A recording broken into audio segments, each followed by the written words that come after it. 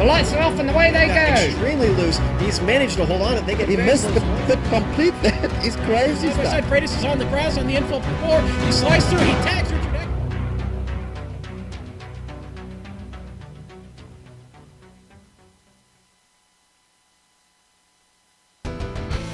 They hail from around the globe, and though separated by oceans, they gather in the virtual world for reasons as varied as their locales. Whether it's a defending champion looking to retain his title, a new and eager hopeful striving for recognition, or a legend prepared to recapture past glory, in the end, the one goal they all share is to win. But when naming a victor, only one driver's name can be etched into the record books. You're watching the Heusinkveld MX-5 World Tour.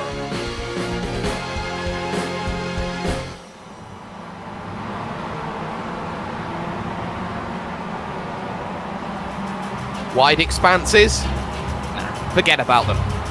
Cuts to overtake. Limited. British grit and determination? It's needed, because Donington Park for the Heusinkveld MX-5 World Tour? Oh, you bet there is, here on iRacing Live and the global SimRacing channel. Race fans, if the classic a few weeks ago was anything to go by, then let's have a barnstormer here today.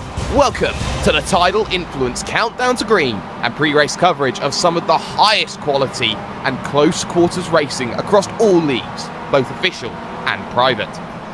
It's a very groggy and weary hashtag Do You Mind Jake Sperry here, taking you around with the action, and joining me in the booth as per usual will be the foundations this league was built on. Bill Soupzan, Joe Peak will be directing traffic behind the scenes, and as always will be mastering the cameras provided by the majestic Dougie Beard.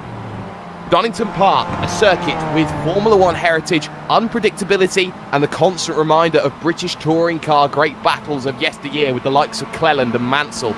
But Donington is not a power circuit, which in theory lends the driving style to the MX-5. Surely those, shall we say, Soup, with the best skills today, they'll have a greater chance of victory. Yeah, so let's go ahead and talk about Donington. And of course, I fooled the director again because we have the sponsor plug first. This track talk and most everything on the Countdown to Green is brought to you thanks to Tidal Influence, an ecological consulting firm based in Long Beach, California, that restores wetlands, saves and studies endangered species, and educates children about our environment. For more information, go to TidalInfluence.com. Now let's take a look at the track. And you know, one of the many great lines from the movie The Princess Bride is, "Have fun storming the castle." And that's just what these MX-5 drivers are going to do today. Located near Donington Castle in the UK, this place opened in 1931, but only stayed open for 8 years, shutting down for World War II. The track was dormant until 1977 when Mr. Tom Wheatcroft brought it back to life. Now, if you resurrect a racetrack, and then they'll name a part of it after you, and that's just what's happened here, as the main straight is called the Wheatcroft Straight. Donington is now a regular fixture for the Superbike World Championship circuit, also the home for the annual historic motorsport event, the Donington Historic Festival. There are two configurations of this track.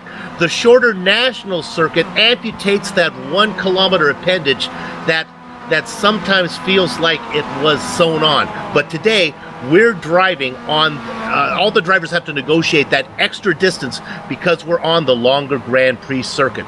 There are a dozen corners that rise and fall over 4 kilometers, 2.5 miles. But really, the best way to get an idea of what this place is really like is to jump on board the GSRC MX-5 and take a lap around. All right, we've got Amjad Yaman in the GSRC MX-5, so let's do a lap around Donington. Heading down the front stretch towards Redgate, you'll want to drift the car off to the left, but be careful because cars exiting the pits are dumped right into the racing line, and it is possible to get tangled up with them. You want to late apex this first corner, which will be a very popular place for guys trying to overtake. After that, hug the right side of the track as it swings down into the crater curves. That's because ideally you want to get the widest entry into the left-hander for the best line into the old hairpin. This is a corner that sometimes invites passes, but it tends to be very tricky to execute. Expect a lot of dirt to be dragged on course from cars drifting wide around here. As we go under Starkey's Bridge, we climb back uphill, and once again, swinging the car wide will help you line up the following corner. McLean's has a frustrating crest, and the turn gets tighter on exit. It's very tough to nail the apex. From there, it's a short burst to Coppice, which you'll see drivers think about making a pass into, but very few actually execute it. The totally blind apex makes this another turn that's difficult to be consistent with, and the long, wide-open exit means you'll be flat to the floor for quite a while, so the ability to get on the power early will be valuable. Now we're on Starkey Straight, which has these fun little dips in the track, leading straight into the braking for the S's. Anyone trying to pass here increases the risk of a cut course penalty, so it might be wiser to wait for the next couple of hairpins. That doesn't mean drivers won't still force two wide situations into that chicane. Now come the slow and annoying hairpins. First up is Melbourne, which is a pretty straightforward case of squaring off the exit and getting a decent launch. Drivers running a single monitor will have a pretty hard time getting the apex right though. Then, you'll switch sides and look for the curves to start lining up Goddards. There's an awkward rise at the entry to the corner, making it tough to get the car to turn in. Once you feel safe putting the power down, get on the gas, straighten the car out, and hope that you accelerated early enough to protect yourself from a pass. But as we cross the line, we've now finished a lap around Donington.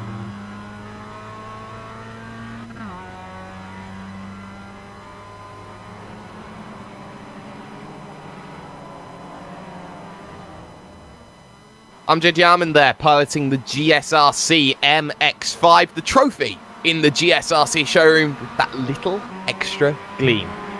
And with one round already put into the books, the universal affair of the standings comes into play. Soup, you're a man who loves a very good statistic. How do the standings, both overall and amateur, stand? Well, let's start with the big boys first, and it's Sonny Canchin out in front, looking to pick up his third championship. He tried for 3 last time, but he was held off by Errol Num, who's sitting down there in 4th. Now, what's interesting is Hartley and Holmes and Num were all chasing Canchin last time at Spa till Worth. You see him over there in 6th position, had a spin, and then the newcomers, they didn't understand the teamwork. That let Canchin get away to pick up that win. The guy who was never really running up front with any of the guys was Patrick Fliss. He's here today. He has not put in a practice time yet, so we're not sure if he's actually going to race. Then you see on the other side the veteran Tom Ratchie making his 112th start today in 7th. Richard Losber not feeling well, so he's not here today. Daniel Hunt and Tim Clayson round out the top 10 in the pro class. Now let's go down to the other guys in the AM class that we're going to take an eye on. There is the bet in the Hans Milowa Casino and Social Club is, will any of the amateurs be able to crack the top 10? It's 2-to-1 odds, and everyone is going with the yes, except my partner in the booth that says he doesn't think so. We look there, Gianni Quintier, he's in 1st position. Now these guys are all scored. These are the scores that they earned. They don't score them against each other. It says if you finish 10th, you get 10th place points down here. Ludwig Sauer, Kip Stevens, a lot of newcomers down here. The only veteran that we really see on the left side, Jeroen Ursum in 4th. He's happy with his position there. And then Jupp Willemsen fills out the left side of the overlay. Now, if you're thinking about some guys that might be able to crack the top 10, well, a few of them have some pass-through penalties to make. And the big name is Boss Slob. He's fast in practice. He should have a good qualifying. But he had a couple penalties coming into this, a couple penalty points coming into the season. He picked up one more at Spa, so he'll have to do a drive-through penalty, as will a couple newcomers, Noel Lundberg and Max Wright today. Yeah, they certainly have to do that. Titles, of course, can't be won in the early stages, but oh boy, can you lose them. But the big thing is that losing them is a lot tougher for certain drivers with certain rules in the playbook, Soup. We talk about the rules every week, so for those not in the know or those who have just woken up, tell us about the game and how you play it. All right, here you go. Well, it's pretty straightforward. This is a 12-round season. This is round number 2. The setups are open. They use 30% fuel. That means there's going to be one stop.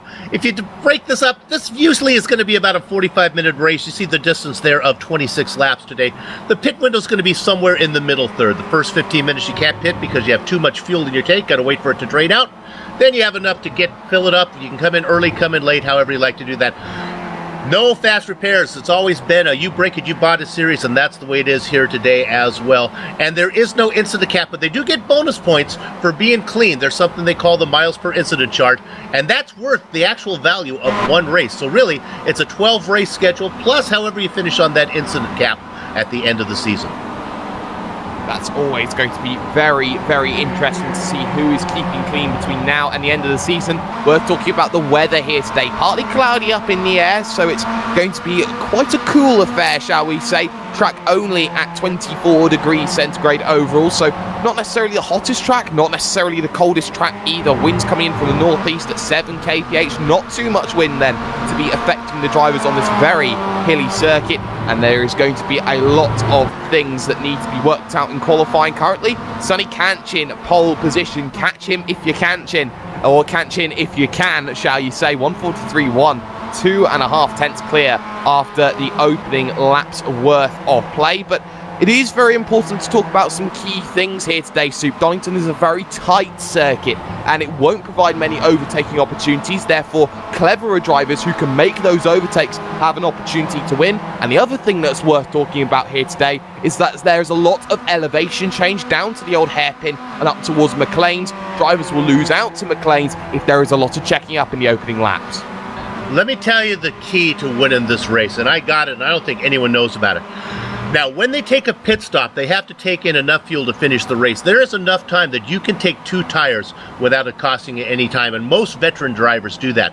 And you would think, as this is a clockwise racing track, that most drivers are going to take left side tires. That's not what I'm going to do. I'm telling you, what you want to do is pay the price a little bit on your overall lap speed, get yourself some right side tires, try to hang on into the draft, and then make the move on the final corner in Goddard's. That's the left-hand hairpin right before the start-finish line. If you can be close enough there, and if you know the rules that say that you can push somebody out of the way, the penalty system is set up for drivers to let them have a little free reign of how they like to drive. So if you want to get into that final corner, corner 12, the left-hander, have some good rubber on the right side, put the weight on those fresh tires, get inside that driver, move them out of the way, and then beat them in the driveways to the start-finish line. That's how you're going to steal a race victory here. It certainly is, and of course qualifying underway as things stands. 10 minutes, 2 laps to set. Looking at then, let's have a look, shall we say, at the 081 machine. This is Dries Nice right now that we are looking at, heading himself towards Goddard's. 180-degree left-hander final corner off camber. Reminds you of Malaysia and Sepang in that final corner they've recently modified. And getting the run off the exit, he gets a good one. No lap as of yet, but make the run to the line. What is it going to be as he crosses it? 144.2, only P15. Very surprising from Dries Nice there as he looks to try and make his way into the final stages of this, and still a drive that you need to look at right now, Soup. 52, Robert Hartley, position 2, 1 lap to go, 2 tenths to find. Yeah, Hartley was fast at Spa. He's back here again. And then the guy that I think is the sleeping bear here is Stelian Chevelevsky. He's sitting 3rd overall. He's really fast. He wasn't that impressive at Spa. I think he's going to be great here today, though. Hey, how about Patrick Spliss? I talked about him. I was worried about him making the show. Looks like he's qualified in 7th right now, so good to see him out there. I was a little worried that the Slovene machine was not going to be oiled up and ready to go, but he's out there. Yeah, he is certainly out there, and position number 7, you have to say, is a good qualifying by his respecting this. Hartley's lap time won't work. Eyes, though, let's go to the 085, one of only 2 drivers not to set a qualifying lap time as such at the moment, and it's Scott Brazier. This is his first lap, so he's decided to wait late to get all his qualifying laps in. Rounds the final corner. He has one more after this, though, and that's going to be very crucial to remember, Soup, with the fact that he knows what times everyone else is doing. Brazier then to the line. He does himself a nothing. He's got one more opportunity now to make it happen. And tell me if GSRC doesn't go the extra mile to bring you the race. Look at those race graphics down there. As you see that pro down there by Scott Brazier. Remember at Spa, we had the little numbers by their name. We've moved on from there. So you'll be able to tell the pro and AM drivers here. AM drivers are considered drivers that don't usually finish inside the top third of the starting grid. They went through the history of all the drivers and see if you're finishing, let's say if there's 30 cars in the race and you finish in the top 10, yeah, you're a pro driver. If you're outside the top 10 in a 30-car field, then you're probably an AM driver. Yeah, you certainly can be. Here comes Quintelier then in the 37 to the line, the leading driver in the amateur category. He won't improve, but P21 it is.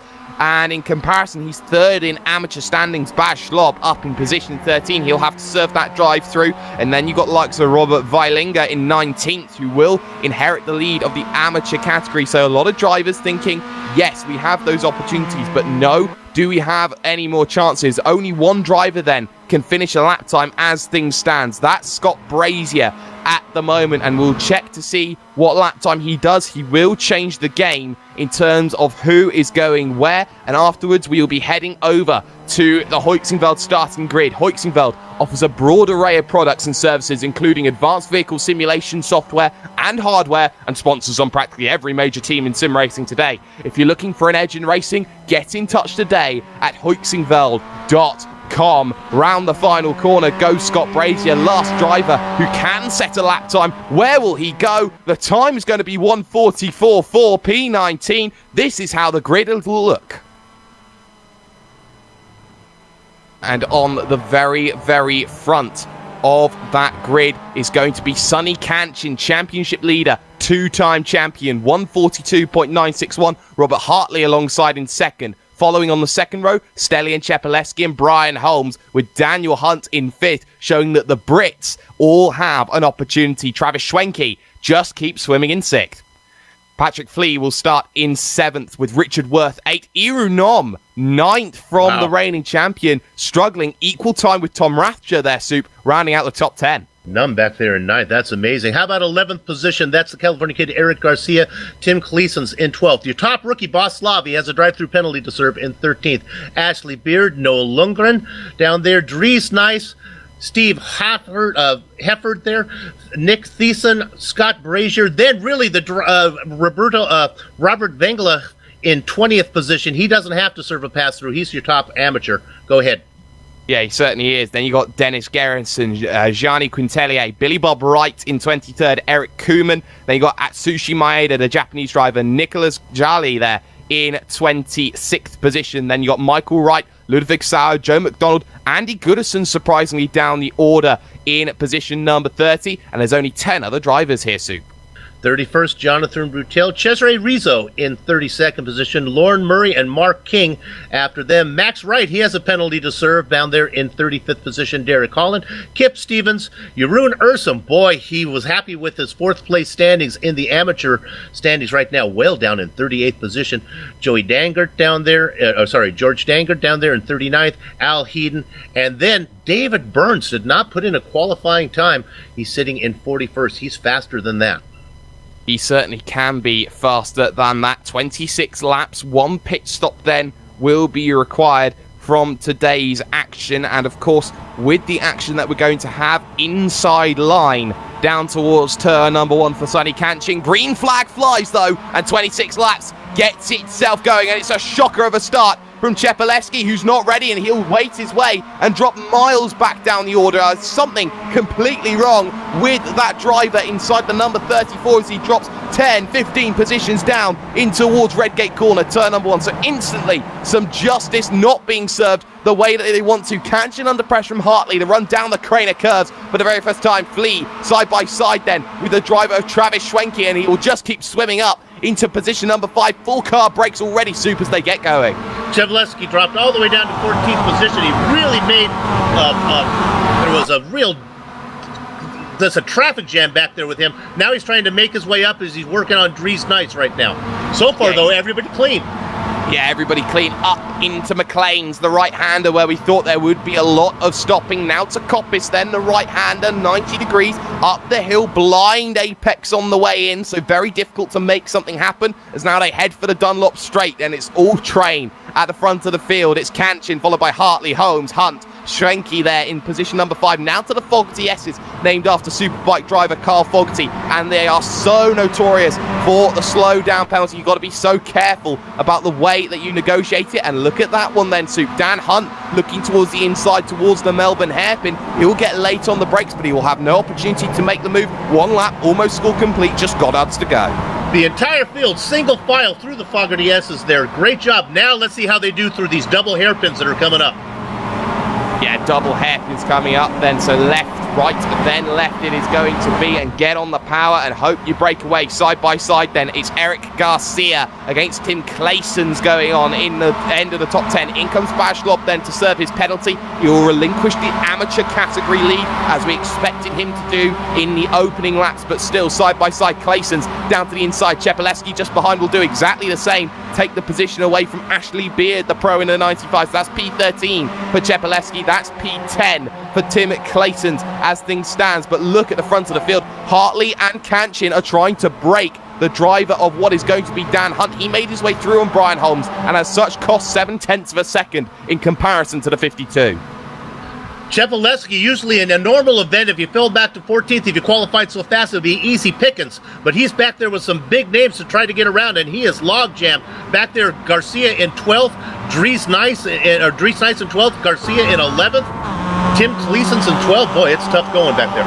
It certainly is. You can see the check-up on the brakes as they all head into Coppice. Garcia being very, very defensive and struggling in these early stages. And for drivers who aren't too very well vested into a circuit like Donington Park Soup, you can very easily get yourself offline and you can cost yourself 4-5 seconds so easily around here just by being off the line. But look at Patrick Flea now. Hard defense from Schwenke down to the inside. Almost a bit of pushing between the two of them on the brakes into Melbourne. And what a tough braking zone Melbourne is. It is all downhill as you go, so you hit the brakes even harder, more chance of locking up and spinning. Now here comes Iru Nom.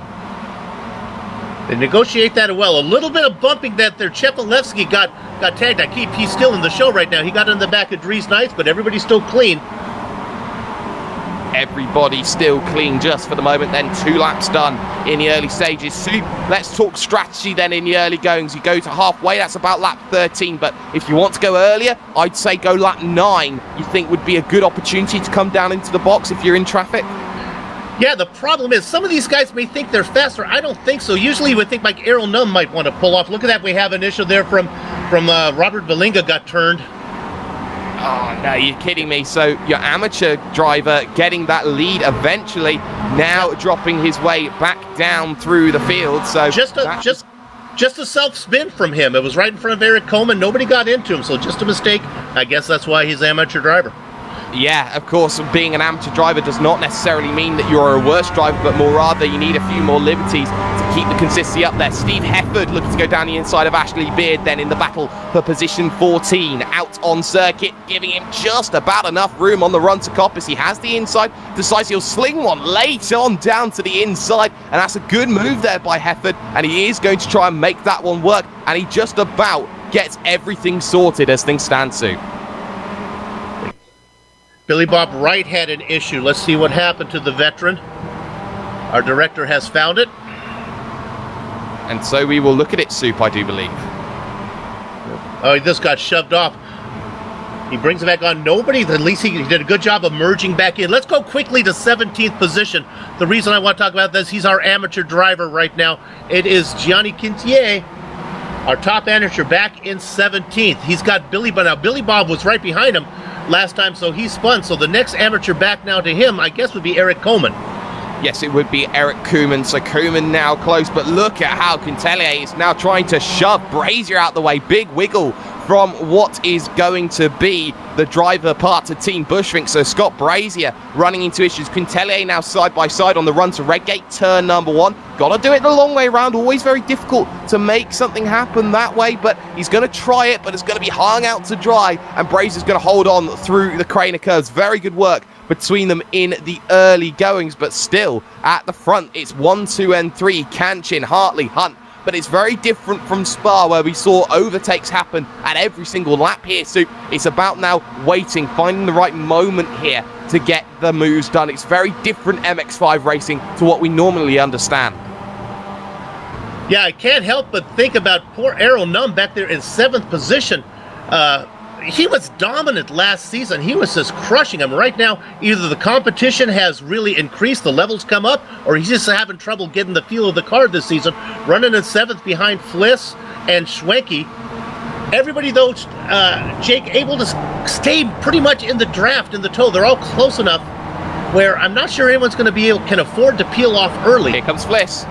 Here comes Patrick Fliss, though. We'll look at this one first. I'm not sure if anyone can break away. Yes, I do agree with you there, but Fliss down to the inside, gets himself position number 6. But look at this for the lead, as Hartley now tries to have a look at Kanchin, maybe into Goddard. The last gasp move certainly can happen down at the final corner, but no, Hartley is going to have to sit and wait behind as the top 6 then hold themselves line astern, with Fliss almost dropping back off of that group. But good move from Patrick Fliss, now up into the top 5, and this is the Fliss that we were expecting from the opening rounds, but didn't necessarily see. Now remember, I say this almost every race. They start with the same amount of fuel. That doesn't mean they burn the same amount of fuel. With passing being so hard here at Donington, maybe the driver in second, Robert Hartley, saying, look, I'll sit back here, burn a little less fuel, and I'll be a little faster in the pit stops, and I'll get you that way. Because it's going to be really hard to get you on the track.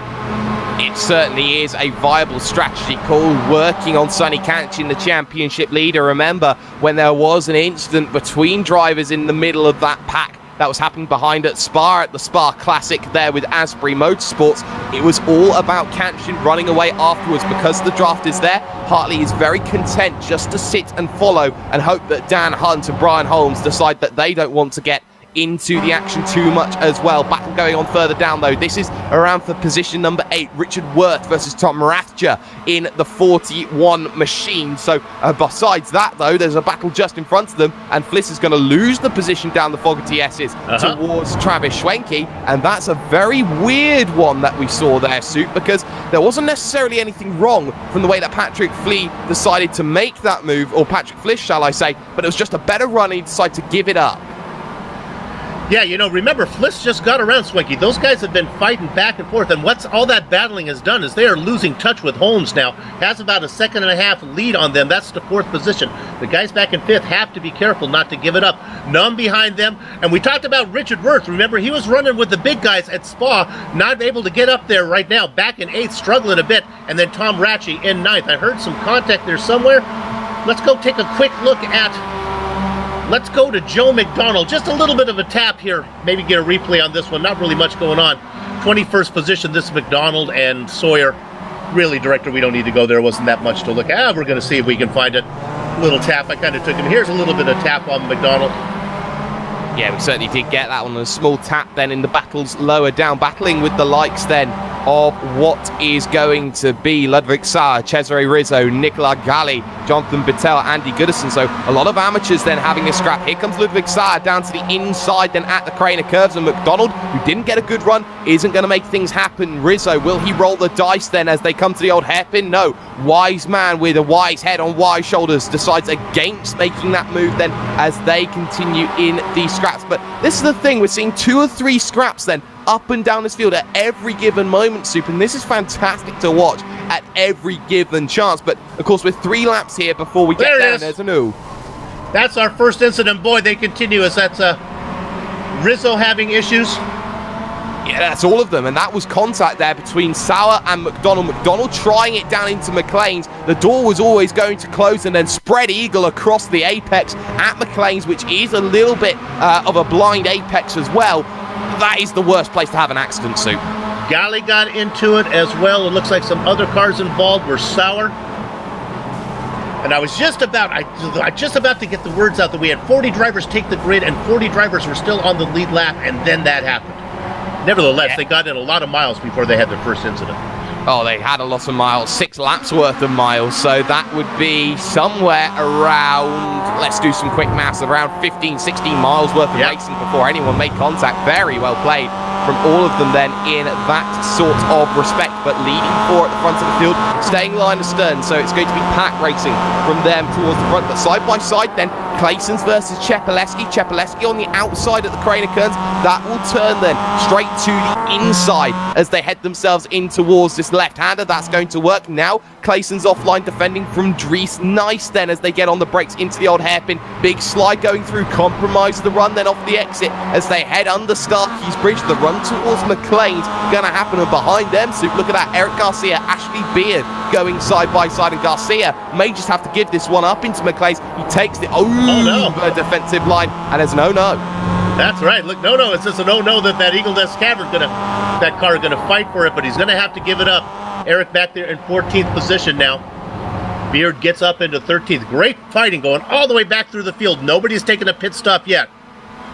Yeah, nobody taking a pit stop yet, and you'd say that in respect of Eric Garcia, you can go to the San Bernardino Mountains as much as you like. It's not going to be enough to save you from that overtake. Brazier versus Quintelier then will continue in the 085 versus the 37 into the Fogarty S's, about maximising the run off the exit. And actually, in front of that is Steve Hefford running into issues then in the final stages of the Fogarty S's. And now here comes Brazier trying to get respite from the amateur leader. Will make the move, and had a look there, did Quintelier, on the driver of what was going to be Holmes, and look at how Brazier was just too eager to get onto the power on the exit.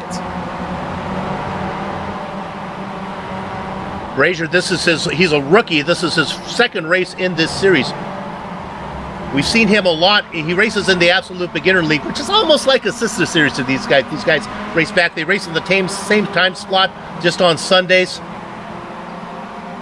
And Cesare Rizzo running into issues then in the 47 machine. It's not often that you talk about that one. That's coming out of the Melbourne hairpin, and that is a self-spin there, Soup. So too eager to get back onto the power, and instantly now into a 3-wide situation. Yeah, and when he came back, once he got that sorted out, he came back in a hornet's nest of cars. Maybe we can go like, look at this. There it is. This is our live view. They are 3 wide. That's Joe McDonald. McDonald's had some trouble as well. Now McDonald trying to make a move, pulling up right on. That is Rizzo. They are side by side. And it looks like McDonald's going to have the momentum as they go down through Starkey Strait, I guess. Here we go now into... Where are they? No, there they are in the hairpin. There we go, the old hairpin. Yeah, very good move then done by Joe McDonald, as he used all of his ability to use the downhill section of the circuit to gain that eventual momentum against Cesare Rizzo in the early goings. Want to keep my eye, though, on Brian Holmes, because he's now starting to become the bridge between the two groups, as Schwenke, Fliss and also Nom are trying to close back up and make something happen here, as there's a look from Hartley down to the inside on Sonny Kanchin at the front of the field. Kanchin, if you can, well, everyone's keeping up with Kanchin as things stand at the moment. Lap number 9 then we're going to go towards as things stand, and that's going to mean the pit stop window that we were thinking about is going to open. Beard, though, behind that with Clayson's, and Beard making his way through Clayson's falling back, Sue. Yeah, the interval, though, from the top 5 or 6, still close enough where a slow pit stop could drop you several positions. Yeah, go ahead. No, after you. Let's take a quick look at our hard charger. Kip Stevens back. I think he's racing in 24th position. He's all by himself, but when somebody has a good run like this, we like to give him a little love. 37th to 24th racing all by himself. He's got Lauren Murray up ahead of him in 23rd, so a nice run from Kip.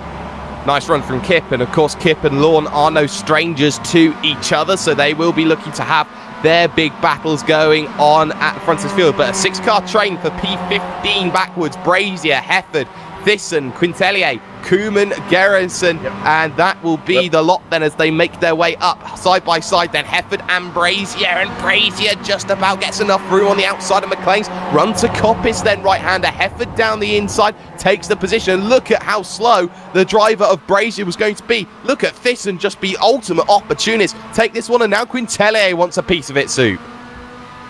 And back there, let's look at this. It's the battle for 18th position. Quintelier right behind him. This is Eric Coleman. These are your top AM drivers. In fact, Coleman gives them a little hello from the back there as they race single file. The guy watching the whole thing is Dennis Garrison.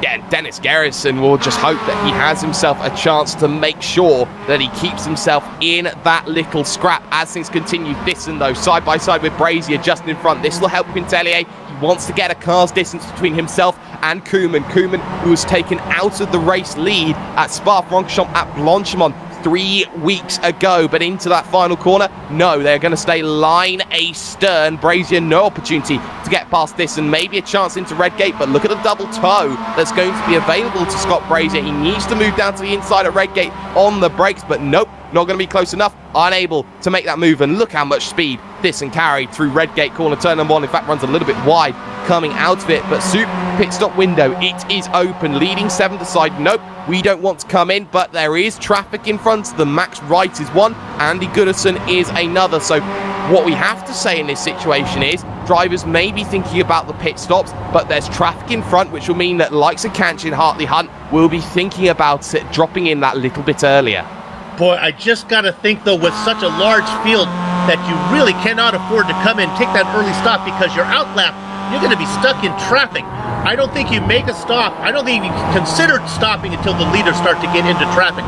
Now, keep in mind that with the attrition so low, there is going to be a lot of lap traffic out here to deal with. Honestly, all the action, Jake, really up front, the guys have been pretty well behaved as they seem to race in order. Back there, 10th, 11th back, that's where the excitement has been. Yeah, it certainly has been. It's been very much straight line racing from all of these drives, but look at how they're all having to play defensive. Kanchin defense then in towards Goddard's the final corner. Holmes held out to dry on the outside, so here comes Dan Hunt thinking that I've got an opportunity, trying to get the run. The top three then as they cross the start-finish line right about now is going to be all of 4/10 of a second. The top four split by just 8/10 of a second, side by side into turn number one. Kanchin takes the outside line. Here comes the up and under from Hartley. What a good up and under that is going to be as they make the run down to the Craner curves. Inside line for the old hairpin as well. Dan Hunt tries to follow in suit. He gets next to no room. Racing room was given and he can't make the move, but Hartley up to the point. Well, there you have it. It's been a long time. It took him several laps to get it done. Actually, 11 laps, and we have the first pass for the lead. Now, remember, Hunt was one of the drivers that didn't play well last time when Ketchen started to move away. Hunt was battling for second and let Ketchen run away. We'll see if he's learned anything right now. I can report that Ludic Sauer has blown an engine. He was running back in about 25th position, so he's out of the race. That's one less laps car for them to deal with as Garrison comes in, our first taker, as the pit window opens. Yeah, the 412 machine then comes out of pit road behind Atsushi Maeda, the amateur driver from Japan. So Garrison comes back out around about position 33 out on circuit. So that will be good for him to get himself a drafting partner in that respect. But at the front, it remains 1, 2, 3, and 4. We could see 2 wide, 2 deep. Then race lead and third going at it together. Kanchin to the point down the inside, but he's going to run way too deep down at that section. And look at how it stacks up. Once again, trainer 7, you bet it is. Kanchin back to second. Hunt, Holmes, Schwenke now with Fliss, and also Irunom. They've managed to make it back, and they were about a second back, and they've all lost it because they are scrapping so hard. Any takers then down onto the lane? Yes, there is. Irunom from the back of the pack then decides to make the big break. This is, any fan of Irunom, this is not unusual strategy for him. He's so confident in his driving style that he feels he is faster, even working through slow traffic, than he is just riding from behind. Now, and he's going to take left side tires. Look at that. The car goes up. Not listen to me on those right sides. Left sides would be the traditional choice here since it's a clockwise track.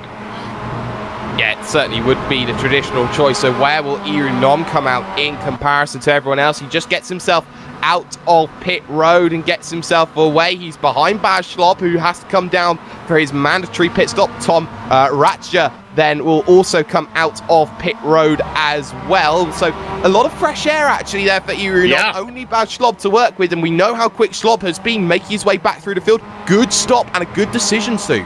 Yeah, now what he's thinking is, if you guys are going to horse around up in front, all that horseplay going on, you're slowing down my lap times. I'll come back here, run some fast laps. I got Boss Slob in front of me. That's not so bad. We'll team up. We'll see what we can do. And you know what? By the time you guys just come in and make your pit stops, you're going to find that I've jumped you all. Missed apex from Dan Hunt, and that's going to allow Brian Holmes to go side by side. Lets the leaders break away. Kanchin, second opportunity, then down on the brakes in front. 2 wide, 2 deep. Let's go into the Melbourne hairpin. Kanchin, though, with a better run off the exit, will now hope to try and take it into Goddard's, but Hartley is still there. Holmes and Hunt 2 wide as well. Schwenke thinking about it, but Hartley will lose the position. Will Dan Hunt, though, and he goes deep. They make contact then as they head their way into Goddard's. A little love tap, and that's going to mean that Hunt's going to dive down onto lane instantly to try and recover it, but look at the break it's done. That's a 2.5 seconds, Sue. See, and again, that's Arrow Numb. Numb would have been behind all of that nonsense going on. He would have been slowed down. Plus, the leaders are fighting right now. So what'll give us a good indication of how this plays out is how Numb comes out in a comparison to Hunt, because they were close together on the track before the stops.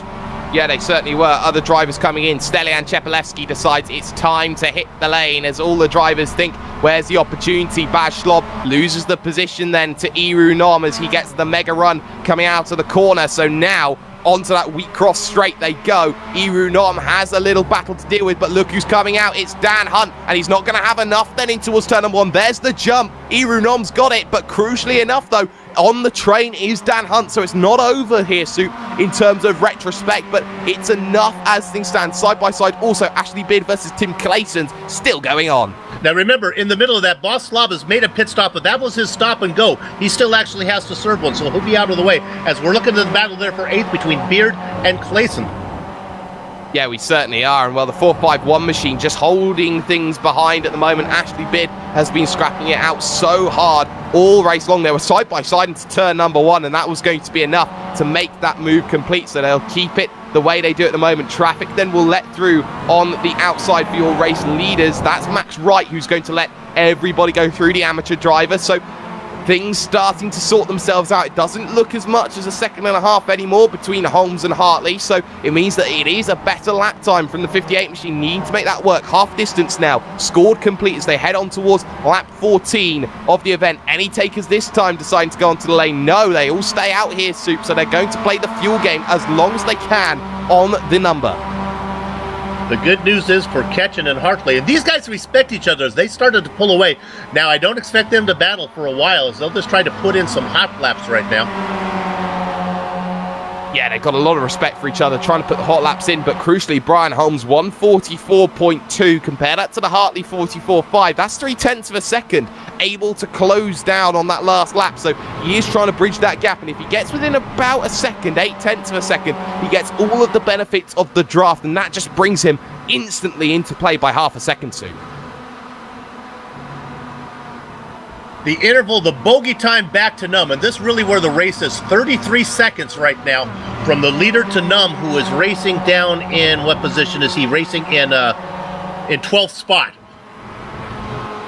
Yeah, that's certainly the bogey number that every driver is looking at and thinking things will happen. There has been a change, though, in your amateur lead as things stand, Soup, because Eric Kuhlmann, he's through on Gianni Quintelier. So Quintelier in the 37, he's got to think, when do I come down in? These two currently 11th and 10th overall, but of course that's not retrospective with the fact that everyone has still got to come down and make that stop. Oh, and Schwenke down the inside there, Soup, as Brian Holmes will lose the position, so he's going to be bumped off. Here comes Patrick Fliss. Yeah, I think both of these drivers, Fliss back there and Schwenke, realize we are losing touch with the two leaders up front. They cannot afford to sit back there. Fliss drops back to 5th. Holmes now, Schwenke realizes he's got to get going. These three drivers need to team up here. Schwenke, Holmes, and Fliss just keep running in a line. The interval up to Hartley is almost 2 seconds, so they got to be really careful. That's 0.8 of a second then in comparison, on comparative loss, shall we say, over that last lap. And Brian Holmes, a shocker of a lap, a 45.5, will not do him any favours in terms of trying to get a victory out of today. So already big issues happening then for drivers looking at getting away. And I want to see a comparison time, the likes of what Irunom is doing, the likes of what Dan Hunt is trying to do. Cross the line then goes Irunom, and Soup, it's a 44.1, it's quicker. Yeah, 144 for Ketchen and Numb. They are running identical lap times, although they are 10 cars between them right now. I think we have a real chance at Numb making a jump here when Ketchen comes in. Yes, and Sonny Canchin's got to be careful because Hartley will look to follow him all throughout this race, but Hartley dropped back 0.3 of a second on that last lap, so he's got to be careful about being dropped by Sonny Canchin. It's very difficult to be dropped around Donington Park, but it could be something that definitely does happen around this circuit. In also onto the lane on that last lap was Tim Clayson's, who decided to make that jump, so already we're seeing just how much of a staggered stop it can be for a lot of drivers, and there is a lot of traffic ahead. Derek Holland, Michael Wright, Joe McDonald, battle between Heaton and Rizzo. In fact, Heaton is lap traffic. In comes Cesare Rizzo to come in. In comes Heaton to come in. In fact, no, there's the dummy being thrown by Rizzo, deciding, no, I'm staying out on that one. That's fantastic. How about a quick peek at 9th position? This is our battle for the amateurs. It's Coleman right now and Quintier. These guys have been going at it right now. Coleman has the best of it. They both still need to make their pit stops. Yeah, very even. These guys are very evenly matched.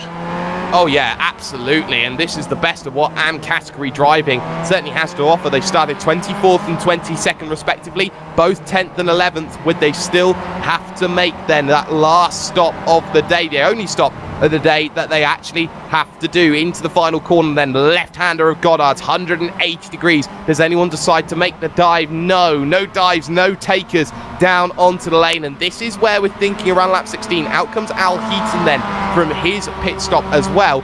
But this is what we're expecting here. Drivers to now run the tanks to empty. Who has saved that little bit more here today, Soup, to just take that little bit less gallons of fuel and get themselves to the end? That can be so crucial. And you can look back at the very back of this screenshot here. You'll see the cars coming up. That's Arrow Num right behind him. He's going to get in there pretty soon, and he's going to be in no patience to get around these guys. And how about if you drop back 2 more cars from Num? Look who it is, racing in 12th position. It's Boss Slob. So he's 3rd in line of all the amateurs right now. What a great run from him. Remember, he had to take that stop-and-go penalty, and he's almost caught up to all the amateurs. He certainly has, 3rd in the amateur class at the moment, and just 5 seconds then behind the likes then of Quintelier and Koeman. And the difference in lap times, well, it's staggering. It's about 1.3 seconds between Slob and Koeman as things stands, as that will all look to heat up in a moment. But I want to keep my eye on Kanchin. We expect him to come down onto the lane. He's broken the 1 second window. He's decided just before the window, I'm going to crack the driver of Hartley. He's got the second. He dives down in. Follows instantly is Hartley. Followed instantly is Schwenke and Fliss and Brian Holmes, who's been jumped off the back of the train. It's all kicking off, and everyone's deciding to hit the pits. Gnome into the Melbourne hairpin right now. He's got those 2 amateurs in front of him right now. He cannot afford to lose much time. He's going to really want to get him maybe through Goddard's here. He's got to hustle around and see if he can beat Ketchen out. Ketchen is not rolling yet. He has that farthest pit stop. He's off the jacks, and now he's pulling out. I think he's going to be able to get out. I think he's going to get out as well. Same could be said potentially for Robert Hartley, who gets out just behind him. Question is, though, will Patrick Fliss, who's managed to jump everyone else, get himself going? Yes, Schwenke. No, he won't, will he? No, he won't, as they go through Dan Hunt as well, side by side as they go in towards Redgate Corner. So here's where everything stands up then. It's Kanchin yet again at the front of the field, breaking away from Robert Hartley. Fliss has made his way up into position number 3. Look at the scrap though. Nom, Hunt, Schwenke, all for position 4, on towards the hairpin of the old style, and that is going to mean that the driver of Daniel Hunt is staying behind. But look at the run Schwenke's going to get. Num was 7th going in before the pit stop. He comes out in 4th, but wait a minute, look at this. Dory trying to make a move there on the rookie Daniel Hunt. And Holmes back there. Boy, Holmes back in 7th. And here's the move. Here's the move down the inside at Koppis. Tries the driver of Schwenke. Unrealistic. You normally see it, but that was a bit of opportunity there. Thank you very much. Dan Hunt will not be happy in the fact that he lost a position just a few corners ago. He was scrapping it out with Irun on, but it's not over as they head to the Fogarty S's. He will back it out into line though, but that will be no, I can't make that move. Okay, page 17 of the commentator's handbook. You all know where I'm going on this one, and it's fuel drama.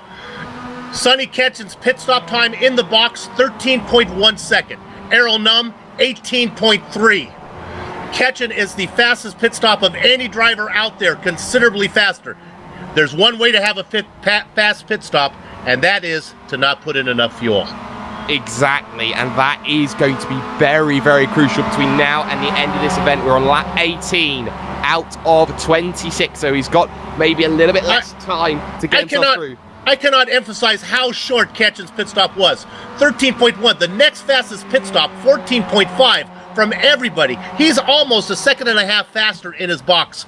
Gotta make you wonder. It does make you wonder whether Kanchin is safe then on the fuel as he gets himself through. We'll check for spluttering in a few laps' time. We'll check to see if he drops back to try and save a bit of fuel. It reminds you a bit of a driver in the 2K World Cup in the form of Vinicius Rocha who tries it. It's a huge gamble from Sonny Kanchin, and it's a gamble that means, can he make it to the end? Is he a fuel whisperer? Yeah, I think we'll find out pretty soon. If he goes ahead and keeps that gap of 1.5 seconds, then I think he probably feels pretty confident as we look at that battle with Holmes. Look at this going on. This is Holmes, and is that Bracci fighting with? Oh, it's Hunt. Yeah, it is. Dan Hunt then going to get a little bit of a bump then through Koppis corner, and he does not like that corner because that's 2 positions he's lost in 2 goes through the left for the right-hander of Koppis. So Dan Hunt bumped back into position number 7 as things stand, but keep an eye on the 34. We saw him have the abysmal start. He's now into 9th, looking at 8th. Ratcher has to be careful because Chepelewski coming up, and there's traffic they have to deal with as well in the forms of King and Goodison, who are both in their own scrap. Look how wide the driver of what was Ratcher is going to have to go. He's got to go defensive suit. Yeah, Ratchet is running back there in 8th, having a nice run, boy, but look at that battle going on. That's Chepelewski back there trying to make the move. Remember, Chepelewski had that horrible start, and he's been trying to make up for it the entire race. Has not been able to make up much ground from there. They've got 2 lap cars in front of them. They have Andy Gooderson up there and Mark King to negotiate. And in fact, why don't we take this opportunity, Director, to pay some bills and go to our Eagle Nest Tavern back marker review. Why don't we start with Max Wright as soon as we can bring up the graphic? I'll start without you. Max Wright running in 32nd position, the last car on the lead lap. If we move up 1 spot, here he is, Jeroen Ursum. He was so happy to be sitting 4th in the Amateur Drivers' Championship, not having the race that he had last time at Spa, running back in 34th position. Looks like a battle up in front of them, though. That's Robert Malinga in a battle, and is that falling back? That is the Japanese driver at Sushi Maeda, back there in 30th and 29th position. Now goes to Malinga. Derek Holland having a nice quiet run in 28th spot. As we move up there, we go up to Derek. How about jump up? Sorry, buddy. Cesare Rizzo in 27th spot. That's my director yelling at me for not doing them in the right order. How about Michael Wright? Hey, give a close-up on Michael Wright. He's in that Eagle Nest Tavern car. How about that? We're doing the Eagle Nest Tavern review. He's out there in the Sky car. Nice job. See that? How about 2 more drivers and we'll leave? Joe McDonald in 25th, having a nice run. Wright challenging him right now for that spot. We got to quickly move up. 24th, Scott Brazier. One last one. We'll stop with Kip Stevens in 23rd. Remember, he started in 37th position. Kip is up 14 spots. There you have it. Eagle Nest Tavern back marker salute. The back marker salute then certainly done. Chepelewski is through on Ratcher, and now Ratcher is looking for the up and under, but he's got to do a double up and under if he's to make it work then in towards Goddard's left hand at the final corner out on this 12-turn Donington Park circuit. He'll go the long way round then. He'll take the high road, and well, it will be the low road for the driver Chepelewski, and he'll get to the finish line before him as he looks to cut back yet again towards turn number 1. It's about setup to setup to setup to yet more setup as things stand in towards Redgate corner, but now it's the inside here for Ratcher, and he's going to make a little bit of a love tap, and Chepelewski won't like that. Cheppy's got to come back at him as they head to the old hairpin. What a great scrap this is. A battle of the veteran and the rookie. 112 starts for Ratchet, 2 starts for Chepelewski. They race clean, though. My gosh, and it continues. Oh, it certainly does. I wouldn't call Chepelewski a rookie at all. He's got 7K I rating for a reason. Ashley Beard now joins the party for 8th, 9th and 10th as they look to continue on it. Look at the dive to the inside, turns to the outside then. At McLean's corner, looks for the up and under. Look how much he closes. Look how all over the curb and grass went Chepelewski looking, and he wasn't going to look and he wasn't going to get it. Now they're going to bring Richard Worth into it if they're not too careful. Brilliant scrapping between them, and in front of that, Schwenke versus Nom heating up. Yeah. Now, we'll talk about the leaders in just a minute, but Schwenke has been able to run down Num, and I think he's going to make a move on him here pretty quick. They go into the Melbourne hairpin. Now, watch this. They go through here. Now comes up the next hairpin, which is Goddard's. Let's see what kind of run Schwenke can get as he forces the issue. I don't think it's going to happen. Meanwhile, up in front, we talked about that interval to the leader, which was once 1.5 seconds. How about 9/10 of a second now? Because here comes Robert Hartley. Is it pace? Is it fuel saving on the part of Ketchen? We'll find out.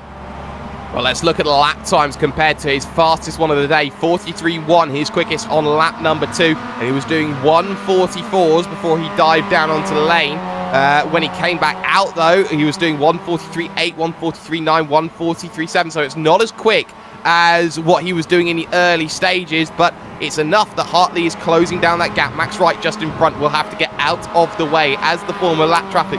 The 3 rights then in this field with Max, Michael and also Billy Bob as well. So a lot of rights to get themselves out of the way, but a little bit in the way then as they head up in towards McLean's corner. That's not going to be what Kanchin wanted. He had to be a little bit decisive there about where he wanted to place that car to make that move, and now Hartley's going to catch him at the wrong time, at the right-hander here of Coppice. Make the run then and get it down the Dunlop straight towards the Fogger TS's, and Hartley gets around him, I'm sure, without too much incident. Now what Max wants to do, and he does a good job there, he lifts. Max had a rough first race here as he got slapped with 2 standard penalties. He had to serve that stop and go. He gets out of the way there. Yes. Looking at, let's go to Joe McDonald real quick, and actually let's make it Cesare Rizzo as McDonald gives him a little bit of a love tap, and then shows some really good sportsmanship. If we can get this on a replay. Yeah, shows. This is great. Yeah, hits the tap, so he gets turned around, does Rizzo, and instead of taking that position, he stops it just off of the racing line and says, you know what, that wasn't fair, I'm going to let you go and get yourself the move properly. Good sportsmanship then from Joe McDonald, and I think we need a sponsor to have the good sportsmanship moment of the race there, so we need to try and organise that. That's what it's all about, you know. Yeah, he made a mistake, and he might have cost him a position, but nevertheless, that's nice to see. Meanwhile, the gap up front, 0.7 of a second.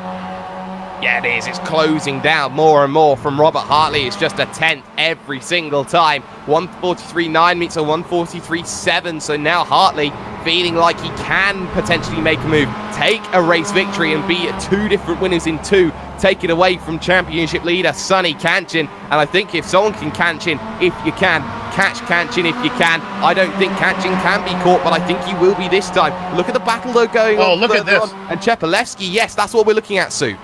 This is the best battle on the track, our director found it. That's Ratchy out in front. Chevy trying to make a move back there in 9th position. Ashley Beard looking for any way around right now. A great fight going on up here. Oh, it's fantastic. And Richard Worth trying to get in onto this action soup as well as they head their way towards McLean's outside again from the driver of Sedelian Chepelevsky. He looks, but again, doesn't get the run. Ratchy taking a normal racing line. He's leaving the inside open if he wants it. If you're faster, you can take it. I'm not blocking, but I'm not going to pull out of the way for you. A great run from the veteran up there in 8th. He's got his handful, though, from the guy with the big I rating. Look at the run he has now. Let's see if he does it into the Fogarty S's here. I think he's got a shot. Around the outside, then he's going to try. It's a brave man's overtake, and he's got the inside then for the exit. Gives him almost a little bit of a shove. They stay side by side then on the run towards the Melbourne hairpin. They managed to make it work. Here comes Beard, though, as he wants to make his way to the outside, almost making it 3 wide. Will make it 3 wide down to the brakes in, and there's a shove there between Chepelevsky and Ratcher as they go on, and no room on the exit between the pair of them. Contact both to the grass, both lose time. Thank you very much, says Richard Worth, and he knows his money's worth. He's +2. Yeah, I think the move by Ashley Beard there was a little, how can I put this, ambitious, optimistic? Yes, optimistic. I think you definitely have to say in that situation there, Soup.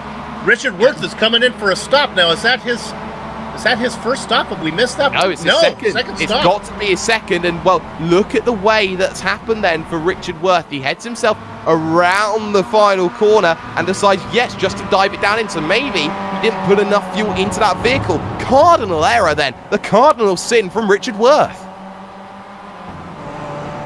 I think it's time we better go, and our director's reading my mind here. Look at the battle now. He is there. Hartley has ran down Kanchin.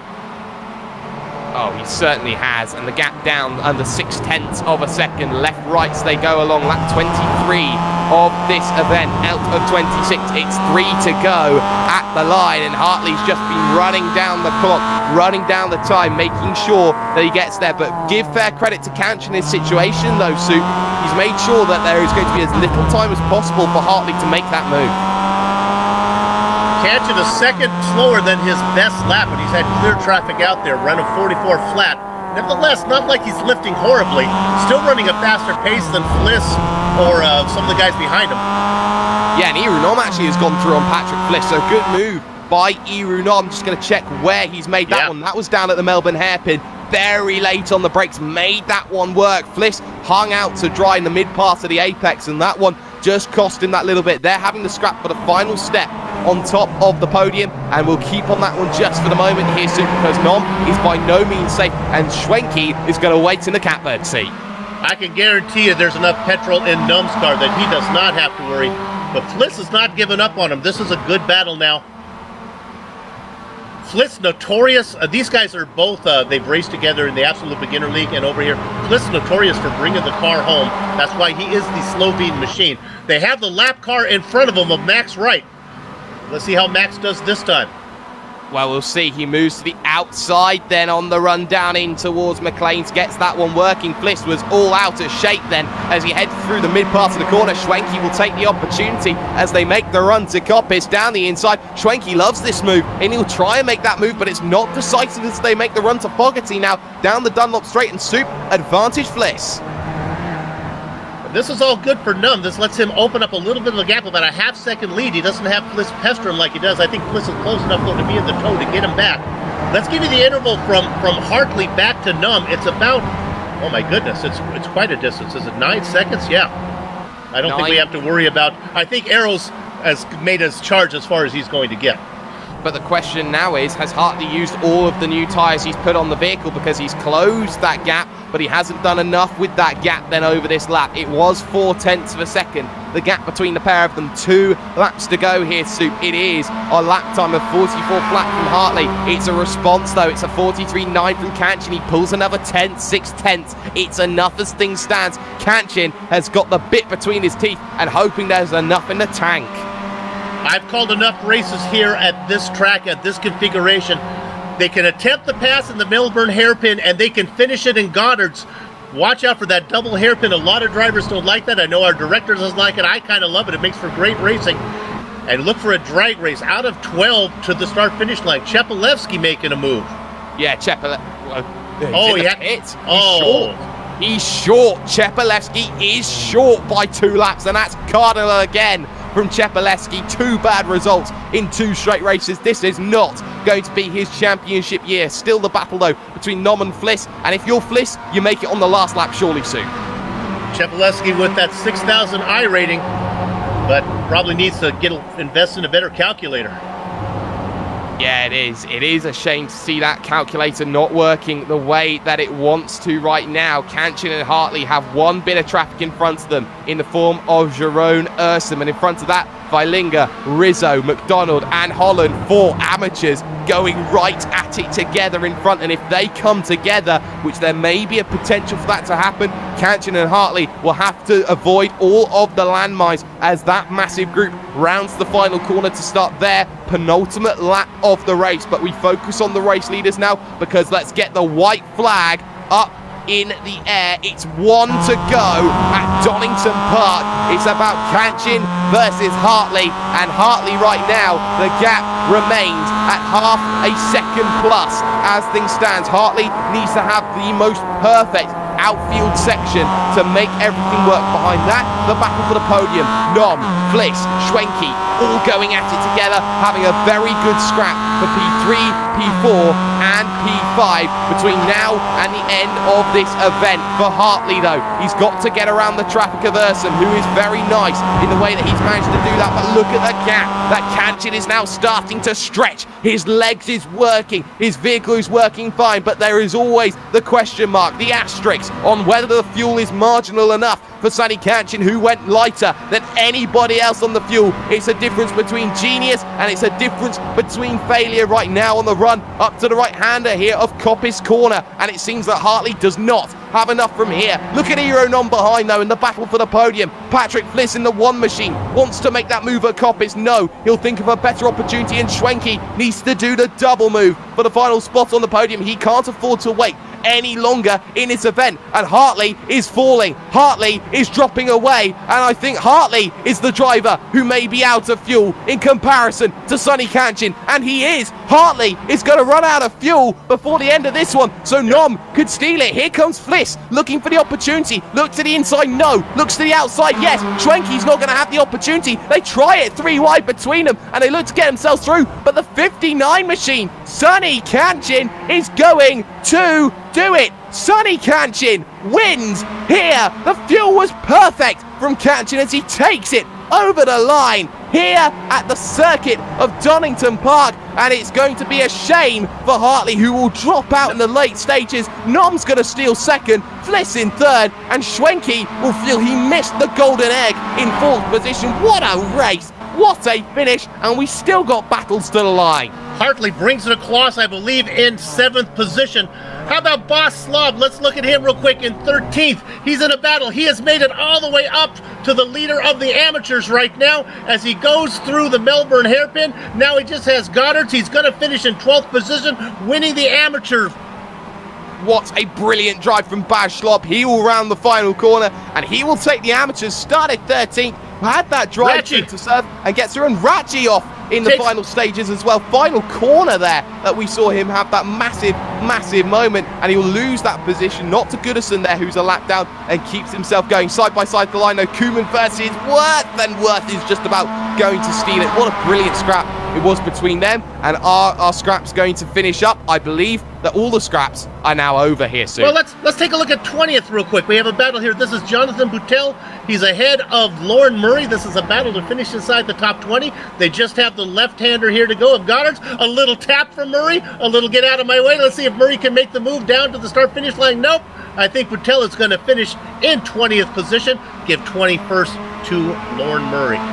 Yeah, Lauren Murray, no contact there, but just thought about it, but didn't quite make that one happen. And well, it seems that McDonald is going to be out of fuel heading towards the line as well. Joe McDonald has not got the mileage sorted in that final stages, so he will lose the position to Atsushi Maeda as well, and I think he's going to run out before he gets to the line. Crucial thing though is it's downhill after the final corner as he tries to make it through, but with everyone except McDonald sorted, we're going to step aside for one moment. We're going to take ourselves onto a very quick commercial break. But when we come back in the next few minutes, we've got the Eagle's Nest Tavern wrap-up, or as I like to call it, the post-race show, where we will run down the entire finishing order, talk to some drivers, and potentially we'll have to start closing up the shop. Back in a few.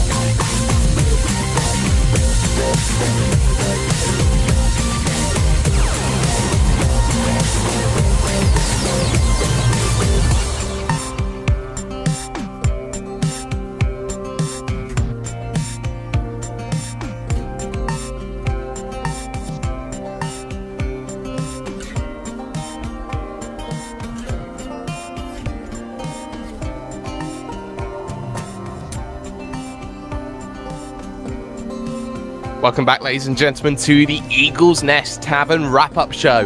Green Valley Lake is the best-kept secret in Southern California's San Bernardino Mountains. While visiting, stop into the Eagle's Nest Tavern for a hot meal and a cold drink. They're on Facebook. So, with Donington done and dusted, it is time to take a look at the final standings then from what was an absolute thriller here at Donington Park. British grit and determination was needed, and everything ended sunny side up.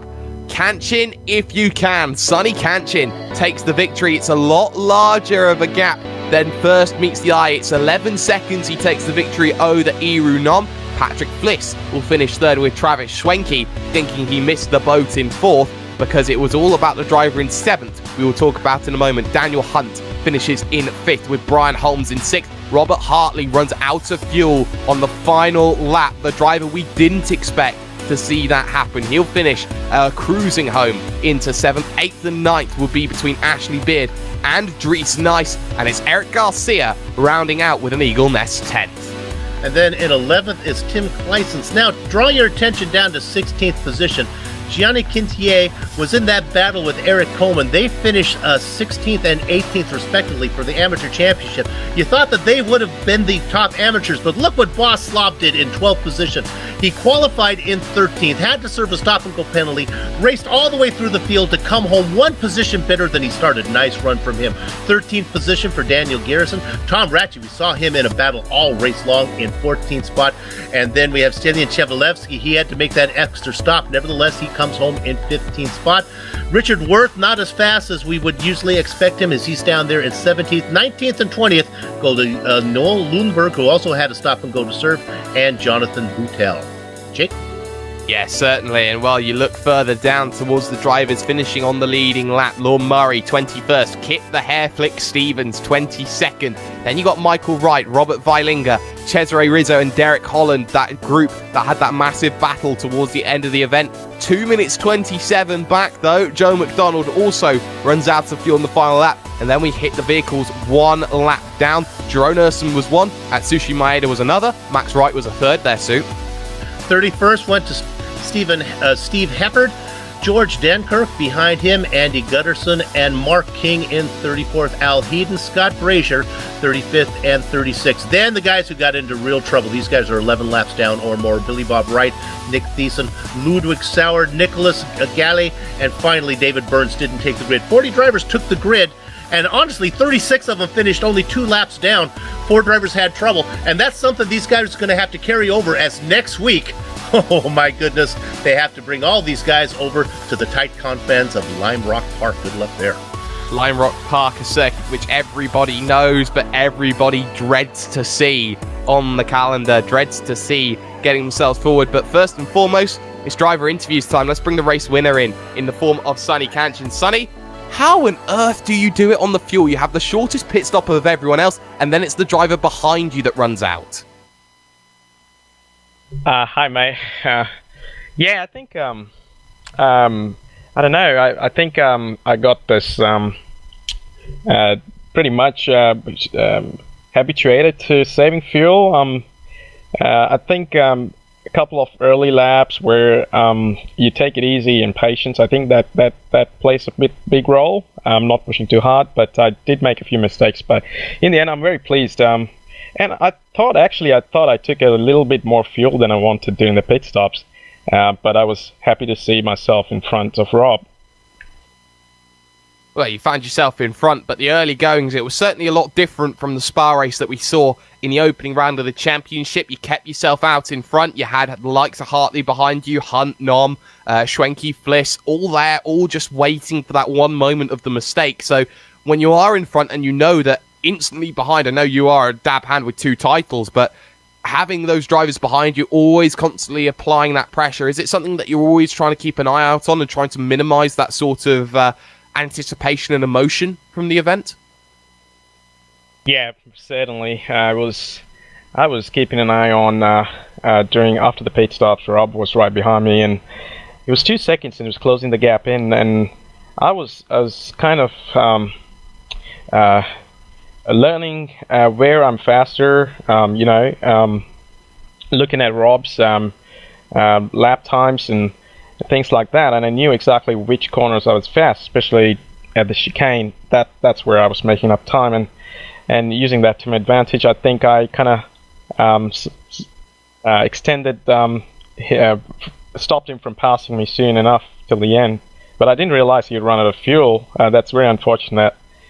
He did deserve to get a podium. He certainly did, but of course, a podium is only a podium if you make it to the line in that position. But to Lime Rock Park, a circuit which every driver on the iRacing service knows very personally, and for you that's going to be no exception.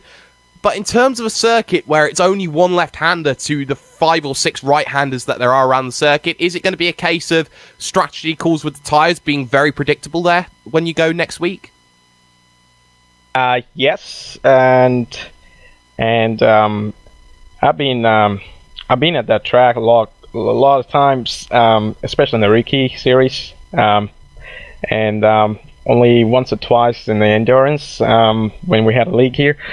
But it's been a while since, so it all depends. I can't give you an answer how it's gonna because I need to do a bit more practice. And also regarding the fuel, coming back to it, is mostly to do with my team as well. My teammates Tom and Travis, we did practice a bit, and we're planning on our strategy, and fuel was part of it. So shout out to them too. Yep, and looking forward to Lime Rock practice next time. Certainly is. A shout out to your teammates, so a shout out to the team. Anyone else you'd like to give a thank you to before we let you loose? Especially all the everyone who actually drove the session, and thanks for a great race, guys, and looking forward to racing with you guys again, and thanks to you guys at the booth too. I'm looking forward to watching the broadcast after I catch up with my sleep. Not a problem at all. Australia is always very difficult in terms of racing time. Sonny Kanchin comes home with the race victory, but Soup, I believe a rolling Estonian has just joined by. Yeah, let's go ahead and talk to the driver who qualified 9th, relatively slow, but finished up on the podium where we expect him. That is Errol Num, of course. Errol, there's only one question I want to start my interview with, and I need to know, how much fuel did you have left over when you crossed the finish line? I had 0.1 left. Okay. Then I think you've got to talk to iRacing, because once again you had a horrendously slow pit stop, almost 5 seconds longer than the leader. I don't know how you're going to get around that. It seems to bite you almost every race. Yeah, I think it's something, I don't know, it's impossible. Do you think maybe you just drive with a heavier foot and you actually burn more fuel than the rest of the guys? Yeah, I think it's one part of it, but I don't know. Yeah, I don't know. It's got to be frustrating. Let's talk about your decision to make the early stop. And it ended up being really wise, because as soon as you came in, all heck broke loose in front of you as they were battling. You had really had some horribly slow laps waiting for that to settle out. Was that kind of your thinking, to come on in and get away from all the nonsense going on in front of you? Yeah, definitely. But I think I should pitted maybe 1 or 2 laps even earlier. Yeah, let's talk about the drive coming out afterwards. You came out. You had to get around some quality guys. You had to fight with Schwenke, and then you were able to get Fliss as well. I don't know, my setup was wrong, or maybe the contact I had so much understeer, so it was very, very hard. Yeah, let's get you out on this one. I'm used to seeing you qualify on the pole.